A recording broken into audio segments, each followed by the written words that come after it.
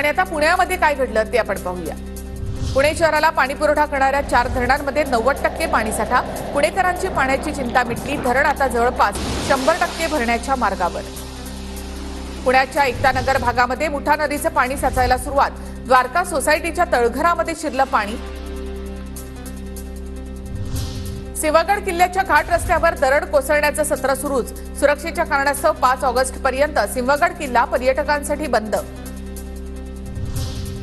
सावित्रीबाई फुले पुणे विद्यापीठामध्ये पीएचडी प्रवेशासाठी 24 ऑगस्टला प्रवेशपूर्व परीक्षा। परीक्षेचे अर्ज करण्यासाठी 10 ऑगस्ट पर्यंत मुदतवाढ।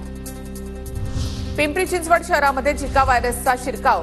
निगडी आणि पिंपळे गुरवमध्ये 2 रुग्ण आढळले। दोघांचीही प्रकृती स्थिर। पुणे आणि पिंपरी चिंचवडमध्ये पुन्हा एकदा बांगलादेशी घुसखोरांना पकडलं।